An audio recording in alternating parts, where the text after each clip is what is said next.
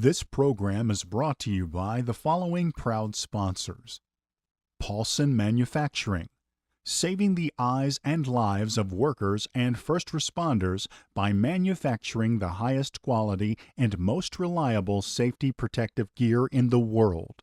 And by the All-Tech Media Group, the region's leading multimedia video production and marketing company, creating powerful and innovative marketing strategies that deliver exponential returns. I really want to thank Joe for all of his work. I mean, Joe has been a stalwart of this organization, and basically we are here together today because of Joe's efforts and continuing to stoke the fire, don't let those embers die out, and keeping us all on the idea of gathering more people, bringing more minds together. And I know that Joe was saying about bring a manufacturer, but manufacturers need to have all of the different services that are available within a community to be able to be successful. No one is an island as a manufacturer. And so we have to have all these different goods and services and people, and a continuously fresh source of new ideas so we can continue to build our products. So it's very important to have the different service aspects of the community. Banking, for example. We can just use that as a good one. Last night when Bruce Coleman and I were down in San Diego at an event at the San Diego Daily Transcript, to my great surprise was my banker was there. And I was so, in that particular case, I'm very happy to see him because I realized the importance and the depth of that relationship and circumstance. So don't be afraid to be bringing members that are not just manufacturers to our meetings. All are welcome. As we're talking about manufacturing, and as Joe had written to me and said, can you give a speech to the group talking about the state of manufacturing within the United States and with the state of California and certainly within Riverside County, I looked to Jay Timmons. Jay Timmons is the chair of the National Association of Manufacturers, and he's on a tour of the country right now giving speeches about the state of manufacturing in the United States. And Jay and I are friends, and so if I plagiarize him, I'm not too concerned. So Jay is going around, and he broke up his speech into these different segments, which I'm going to follow, because I think it's a very good methodology. And to start off with on this is that all manufacturers need to tell their story. They have a story. They have a story that is compelling and interesting for those that listen.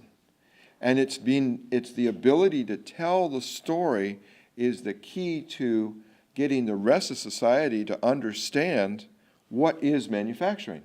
Because people have a tendency to put it out of their mind. It's made in China. Or that's made somewhere else by elves and we don't know who they are. So in this type of a situation, we need to continuously tell our story.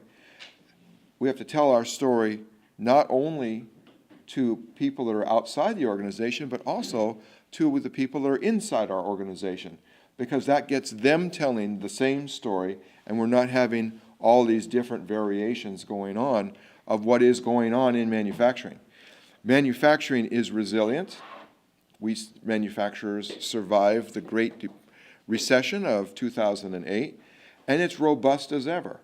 And there are many things that are fueling the increase to manufacturing. But we don't want to create a story that we're overly successful in manufacturing, because then people will say, oh, well, let's tax them more, or let's put more regulations on them, they can afford it. The actual amount of regulations across the nation per employee in manufacturing is $35,000 per employee of regulations that have been put on this industry. It's one of the most heavily regulated industries in the world. So while we may be resilient and we might be robust, we also are carrying a heavy load on our shoulders in the manufacturing industry. Because not only are we supplying goods and products for the U.S. and worldwide, the best goods and products, by the way, but we're also supporting and shouldering a big load in manufacturing for infrastructure expenses, for employee health benefits, for high labor charges that maybe shouldn't be as high as that they are in some cases.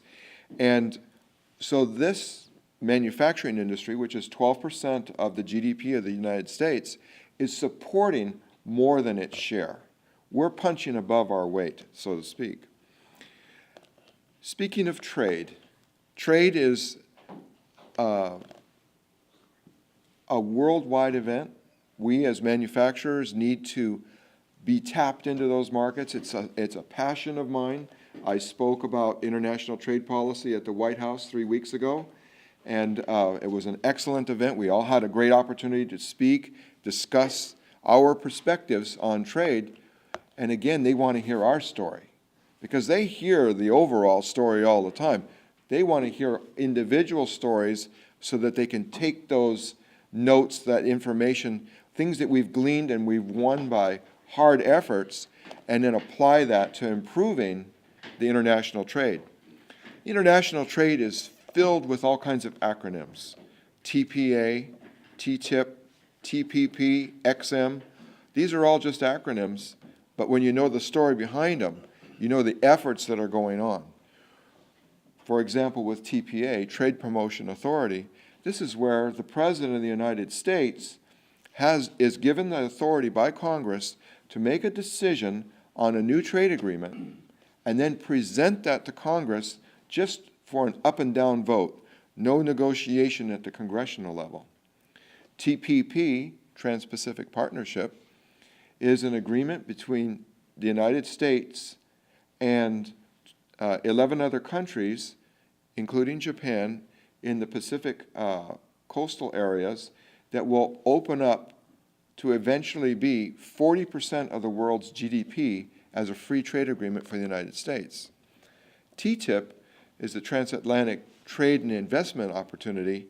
This is an agreement with Europe, and the 27 countries in Europe will then have, through one agreement, a free trade agreement with the United States. This is an extremely important a trade agreement to get through. And of course, with my business being in Germany, additional business in Germany, I really would look forward to the reduction in tariffs because my tariffs would go to zero, where I'm paying about 6.5% right now. XM Bank. XM Bank is a division of the federal government that supplies finance guarantees to businesses that are exporting out of the country. And so many of these export arrangements cannot be financed in any way without a guarantee. They either have to have a private or a public guarantee, but still, it's the bank itself that you're working with, your local bank, your relationship. You heard me talking about my relationship with Steve Espino, who I saw last night at the event. He would still be the person providing me the capital. XM Bank would be then providing a loan guarantee that I would be paid, that they would be paid. XM Bank is in threat of being discontinued because of wrong-headed thinking amongst a large community of very conservative Republicans. And I'm a conservative Republican, so I do feel comfortable talking to those people, but you'd be surprised how much they have just accepted the pablum that was supplied by others. They don't even use XM Bank. You know, if you're going to talk about it, at least have some experience with it. And then the last thing on the trade list is the biggest stimulus the United States could ever see. That's one signature away from achieving it. That one signature would be by Barack Obama. There's over $1 trillion of retained profits that are overseas that U.S. companies will not repatriate back in the United States. The reason that they won't bring the money back is because they've already paid the taxes on that money once in the foreign country. $1 trillion with one signature that doesn't cost the United States 1 cent to bring it back is all that the president needs to do. Now, I have been working on this for 10 years, and I got started on this by Susan Schwab, who I got to know many years ago when she was the head of the U.S. Trade Representative's office. And this $1 trillion has now come up in the new budget or the new tax plan by the administration here in 2015. And what they're saying in that, it's not a totally unreasonable thing, but it's not exactly the way we'd like to see it. What they're saying is that these companies can repatriate the money back into the U.S.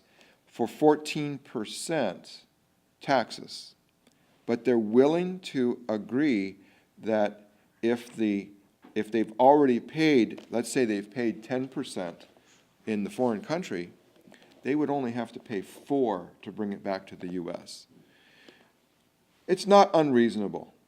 At least the administration is dealing with it, because this money could be, under worst case scenario, could just simply be brought back to the United States as capital and could bolster everybody's accounts. At best case scenario, the money could come back and be used as a reinvestment for all of these companies, and which would create a stimulation of the entire economy of the U.S.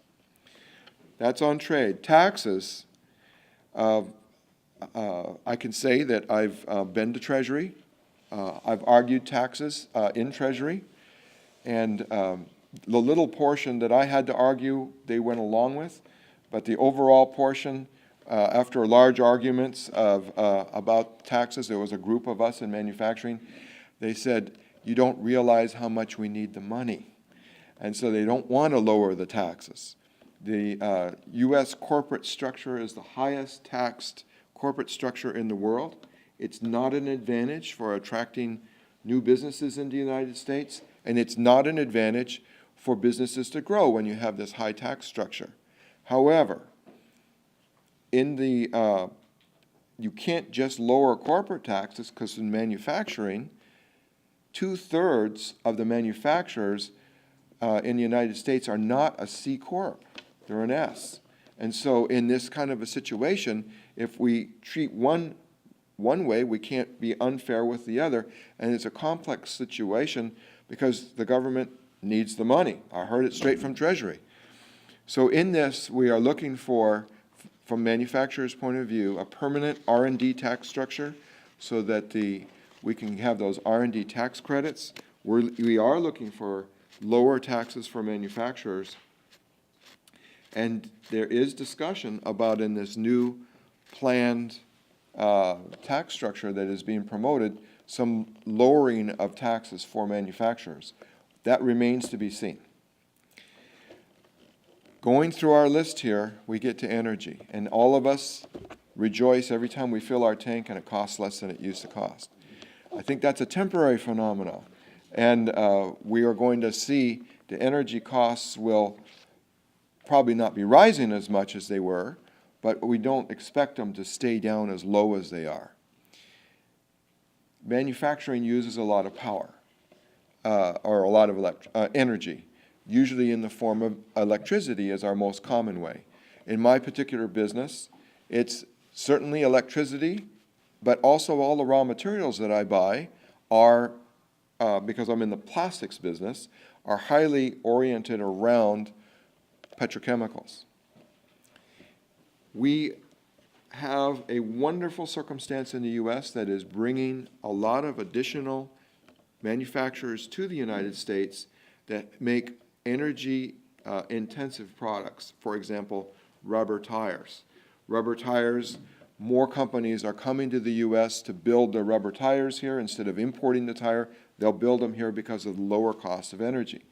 And there's all kinds of projections. I've seen endless reports showing, projected over the years, what the cost of energy is going to be in the United States, and it's favorable. We have an unusual circumstance. In fact, I personally wish that the energy price had not gone as low as it has, because it's making a swing. And when it does this swing, it throws projects that were planned out of being able to be financed. It was too much of a swing. But then again, look at the stock market. You know, the wind blows this way and the flag goes this way, and the wind blows this way and the flag goes that way. They have no spine of their own. So that's constantly changing. These energy markets have come down, but it's given an advantage to the U.S. And on the long term, forget this temporary oscillation. On the long term, we will see that this advantage plays to the United States dramatically, because we have a goal of becoming energy independent. We could be energy independent. Even though we're not energy independent at the moment, we could be. And just the fact that we could be is what is attracting more business to the U.S. and is making the United States to be an increasing source of manufacturers within the world. The United States, in regards to our trade imbalance, imported goods and exporting of goods and services, is improving continuously relative to manufactured goods. People say, oh, we only see products made from China, but in reality, they're seeing consumer products made from China.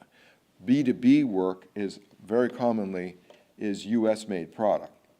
And the world loves U.S.-made product because we have such a high quality standard, and we have the innovation that is required to make your products viable in today's market. So in energy, we will also see that this low cost that we're seeing currently, yes, the price will go up, but we expect to stay low compared to the rest of the world. And this comes to a tremendous advantage for the United States and manufacturers here. Again, I'm using Jay Timmons' list, healthcare. This is a major factor relative to the costs of manufacturing. But I can also say, having another business in Europe, our healthcare expenses, as far as for a manufacturing outfit, are less here than they are in Europe. In fact, it costs me all in 3 times as much to have a European employee working as it does to have an employee doing the same thing here in the U.S. 3 times is a lot. And that's at a lower level pay. It starts to even out to be maybe 30% more as you get into a higher level, like a management circumstance. But in this healthcare circumstance, the best recommendation that I've seen, the best one I can recommend all around, is to join cooperative groups that are other like manufacturers banded together into a group to get group policies to lower your health insurance. In my own organization, we reduced our healthcare expenses by $5,000 a month from simply joining a large group. We actually have better benefits than we had previously, but we're banded together in a group. We met the criteria. You can have a manufacturing organization of 3 people join one of these large groups, and then you can get the price that is for 5,000, if you had just like you had 5,000 employees. It's the best route that I've seen. The second best, but you could to do both at the same time, is to start to really work to educate your employees about health care, expenses, and their own health, and doing that through the HR department that you have. Because if we can get our employees on a healthier path, on the overall, our health expenses will go down. Now, it's a big factor for us on paying for this health insurance. We've paid health insurance for our employees since 1974. So it wasn't something new that we weren't familiar with, but what was something that has steadily increased in cost to the point where it is a serious consideration before we hire someone. We said, we're going to hire them, but not only are we hiring them, we're adding them to our health insurance expenses. Do we want to do that? And it's a shame that we have to have that as a consideration. However, in the case of health insurance, I highly encourage anyone that is providing health insurance for their employees to join a cooperative group and work to get your prices down, because health insurance, as you know, is also one of those things that is a changing landscape. Going back to labor now, manufacturing and labor. Manufacturing has not hired as many people as they want to hire because the skill levels are not there. The official number is 600,000 people. There's 600,000 jobs in the United States that are wanting for skilled labor. This morning, as I was talking with Jim Clayton, he was saying that he was looking for a skilled labor position at his company.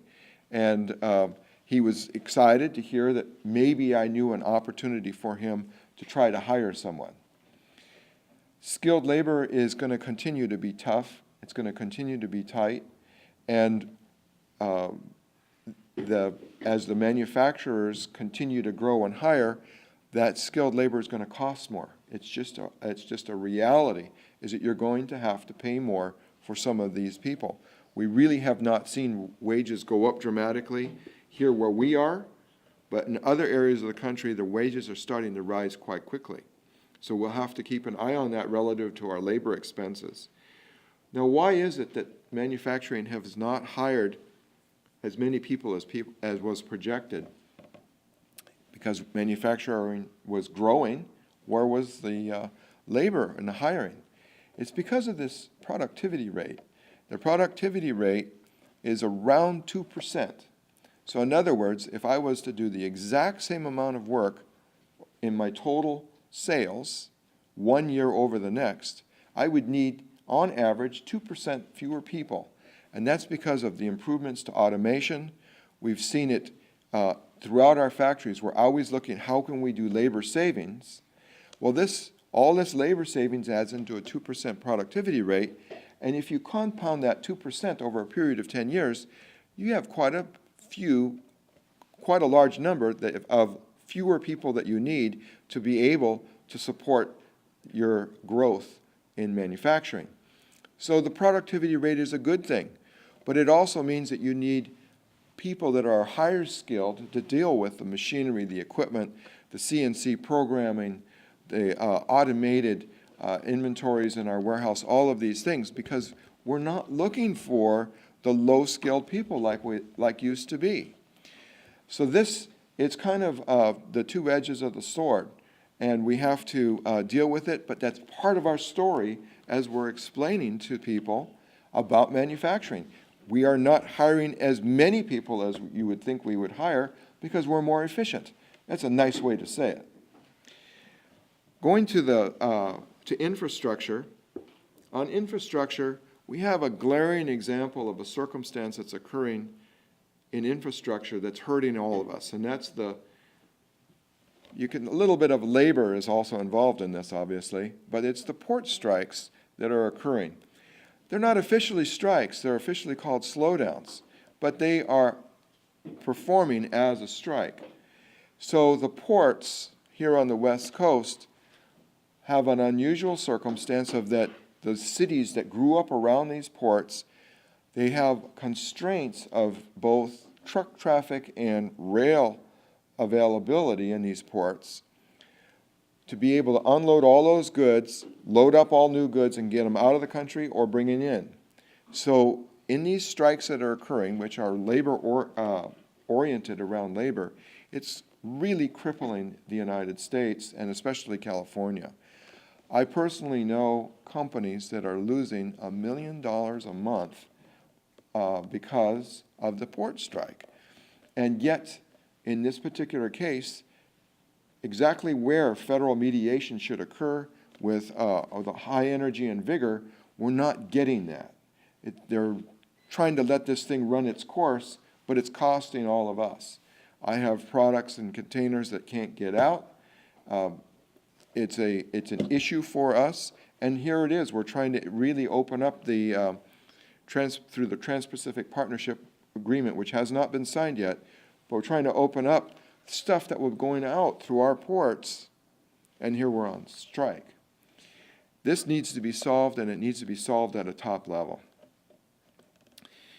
Additionally, we need to improve our ports because as the Panama Canal has opening up with its much larger canal, which will allow these super cargo ships to move through, we have to have ports that not only are deep enough for these new larger ships, but also have large enough docks to be able to unload all of that. If you look at those giant ships, all of that which is in the ship has to come out and be put onto the dock. You need bigger docks if you have bigger ships. Now, when I had flown over the Los Angeles Long Beach port just recently, I counted 12 container ships at anchor offshore because they can't get into the port to be unloaded because of the work slowdown. This is a terrible thing. To me, it's a travesty. I want to bring up in manufacturing about patents. It's so important as a manufacturer to have your products under patent or some sort of intellectual property associated with it. I have spoken to many, many manufacturers that say the patents aren't worth it. They're incorrect. The patents and the ability and learn how to work within that system is key to our ability to increase not only the level of the products that we have, but through the intellectual property protecting those products, not just here in the U.S., but overseas also. So intellectual property and patents needs to be a line item on your budget of what you're planning to spend every month. It needs to be a big part of your thought process as a manufacturer. And if you're unfamiliar with how to get patents, I'm happy to take and handhold you through the process. Starting off with trademarks, because they're the easiest, getting your feet wet with that, then moving into design patents, which are much easier to get than utility, moving up to utility patents, and then also the items that you don't want to patent, trade secrets. This combination is what you need to have to be able to go to war in an international marketplace. You no longer can feel as though that you can make your products and not have intellectual property behind it. In addition, it's the fastest way to increase the value of your business, because if your business is being evaluated, today they will say, let's take a look at your intellectual property list. Well, the last thing you want to have is a big fat zero there. You want to have all of those things that I just said: trademarks, design patents, utility patents, and of course, listing what are your trade secrets, but not explaining what those are. And the last portion of my list that Jay had supplied to me is about education. And we have education represented here in the room, and as it should always be, education should be represented, because this is the new fresh blood coming into our organizations. It's like a transfusion. We need that fresh blood coming in with their new fresh ideas, with the ability of these young people to cut through the baloney that we've had to live with for so long. They can see right to our problem. And I know I always bring in my international experience, but I'd really like to explain something here. I work with international engineers, Russian, German, all over the world. And what I love about here in the United States is that our educated engineers and our educated business people have such a broad perspective because they've taken multidisciplinary classes over the years. This multidisciplinary approach allows them to take these different ideas and concepts and pull them together into a solution that I can use. I don't see that in other places. It's a unique aspect of the United States, and it's one that's part of our competitive advantage. I need a competitive advantage, and I'm gaining the competitive advantage through the use of my people, through their experiences in education and their work experiences. It all leads to what ends up being the competitive advantage that will drive my organization and the rest of manufacturers throughout the country. This program was brought to you by the following proud sponsors: Paulson Manufacturing, saving the eyes and lives of workers and first responders by manufacturing the highest quality and most reliable safety protective gear in the world. And by the All-Tech Media Group, the region's leading multimedia video production and marketing company, creating powerful and innovative marketing strategies that deliver exponential returns.